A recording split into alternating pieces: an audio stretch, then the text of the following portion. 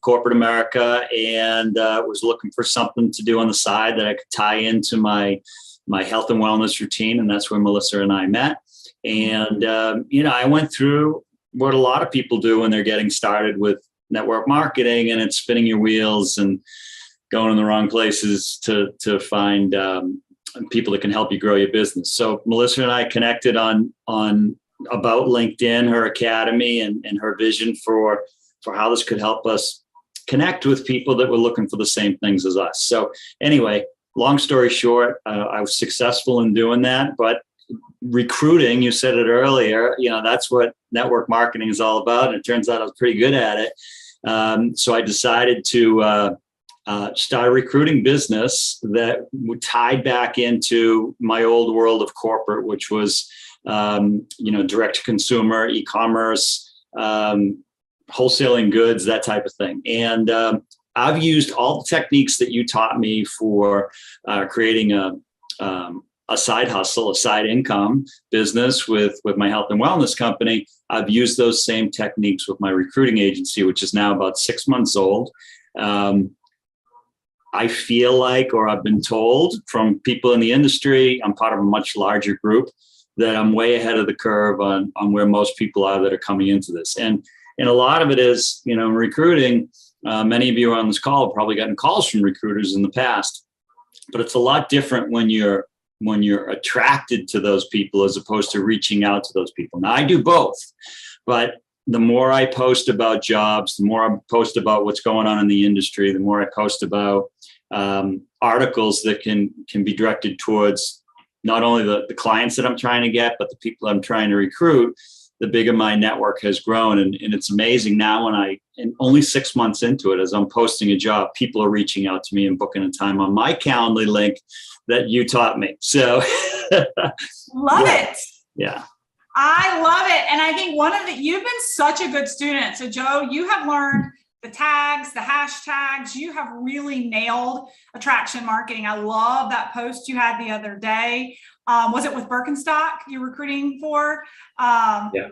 Yeah. So you have nailed attraction marketing. And I think one of the reasons, Joe, you've been so good is because you know what your avatar is looking for. Even in your previous business, before you were recruiting in your recruiting business, in your health and wellness business, can you share with everybody the post you made about missing that winning goal? Because I think a lot of people feel like, okay, so what Joe's like, he's really humble, but he was actually a really, really top level VP at a big company, at a really big brand before he retired from that. And he's been very, very successful. And he made a lot of sacrifices in his adult life to have the really successful multi-six-figure career that he had. And when he started building his online e-commerce business, one of the things we coach to in the academy is it's not all business. We need to connect with people authentically and meet them where their pain points are so that they feel connected, so that they feel heard. You guys work through this on day 2 or 3, right? Joe, can you share with everybody a little bit about that post that you made that just like went viral for you last year? Yeah, sure. First of all, I'll ask everybody that's on this call, have you ever wished that you were at a certain event of maybe one of your kids, but you couldn't be there because you had to be at work? I'm sure there's a lot of people out there nodding your heads. Well, this one was real. It was my daughter was a senior in high school, and she was playing lacrosse, and it was like the state semifinals or something. It was a big game. Maybe it was state quarterfinals. And my wife videoed my daughter scoring the winning goal in overtime to put them to the next round.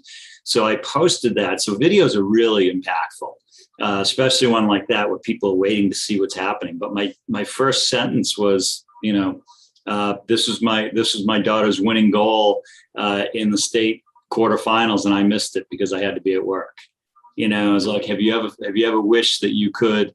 Have you ever missed out on certain life events because you had to do work? Imagine a life where you could make decisions based on your time schedule, not somebody else's. So that was the gist of the post. And yeah, man, it as you can imagine, it tugged at the heartstrings of a lot of people, but it was all fact.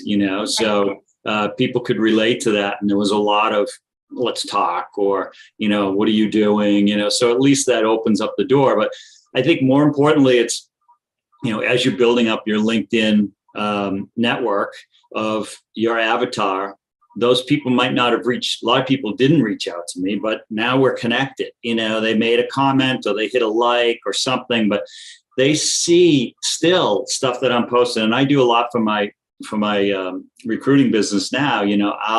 I did a post a couple of weeks ago. So Birkenstock is one of my clients, and there was a position that I was posting, but I was really, it was about how do I connect with all the people that are inside of Birkenstock and outside of Birkenstock and people that follow them, because it's a big network. So they're known for the comfort of their footbeds.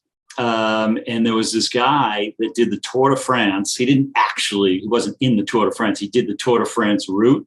And he wore Birkenstocks for like 500 miles because the footbed made his foot feel better because he was sore from the rest of the ride. Anyway, I posted that picture, and down below I said something like, here's how I praised myself. I said, hey, I've been fortunate to help Birkenstock build out their e-commerce department in their New York City offices. But one of the things I'm most impressed about Birkenstock is the culture of the people that work here.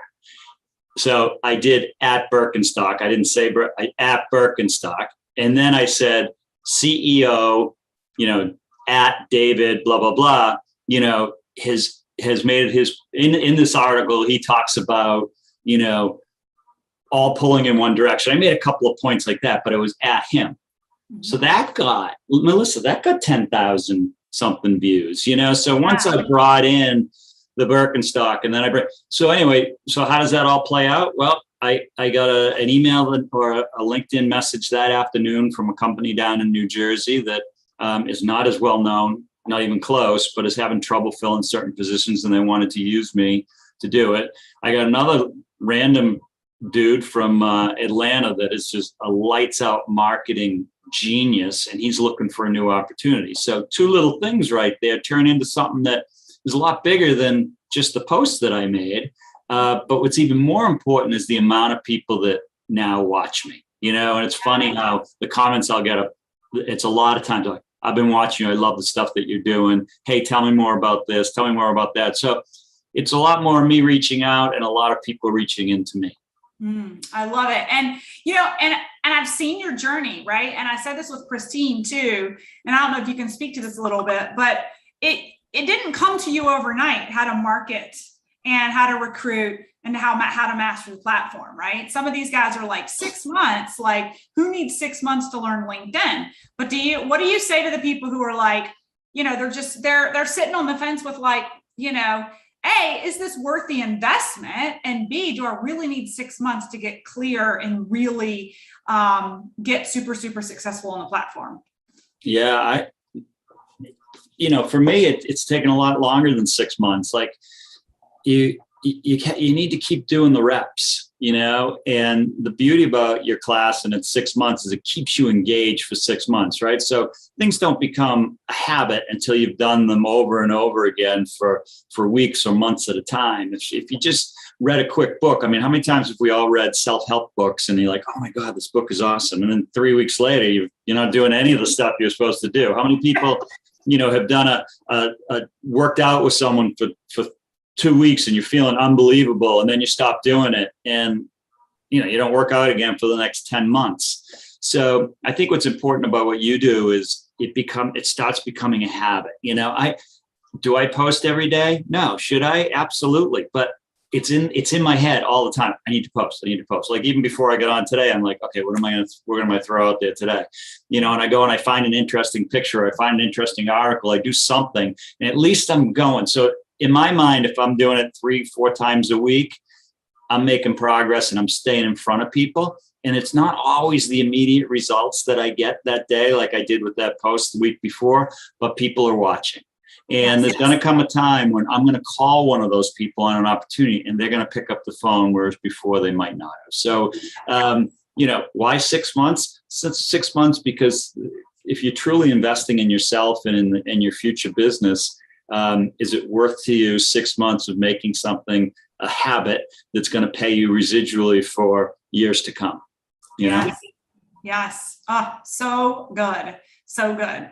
Well, and you make a really good point with we even have, we implemented those weekly power hours, right? So everybody, it's like a co-working session where they sit down, we facilitate, working the platform.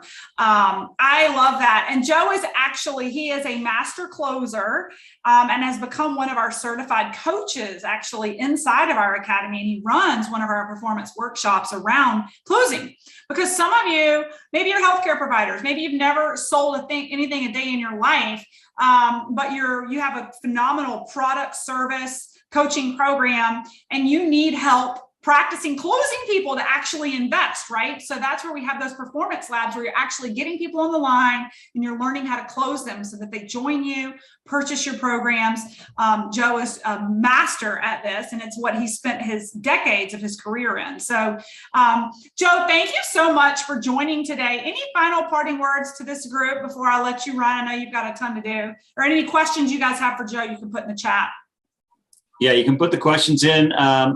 Listen, I just say, you're all here for a reason. I was in your seat at one time too, and trying to make the decision on whether or not I wanted to invest the time. But whenever I'm faced with the decision of should I invest or shouldn't I invest, I try to look and say, okay, what's my payback going to be? If it costs me X, if it costs me $2,000 a year for this tool that I'm using for my recruiting business, is it going to help me bring in new clients? Is it going to help me attract new candidates? Well, I get paid 25% of someone's first year's salary. So if it's a $100,000 salary and I make $25,000 off of that placement, and it was because of this tool that I'm using, was it worth spending $2,000? The answer is yes. Right. So I'm investing in my own business. So if you're truly serious about developing a network marketing business, you got to look at what the cost of what you do is and say, is it really a cost, or is that just a cost of doing business? Does that make sense? Yes. Yeah. I love that. I love that. Well, and they've heard my story at every level, at every investment. I've shattered the ceiling on what was possible with my income based off of investing in people who could help me get there. So yes. Okay. Thank you so much, Joe. I really appreciate you popping in and sharing your insights. You guys, Joe is, again, a master coach inside. So if you sign up for any of the performance role play workshops, you will definitely see him. He helps facilitate those. Thank you so much, Joe. All right. We'll see you. All right. Awesome. Okay.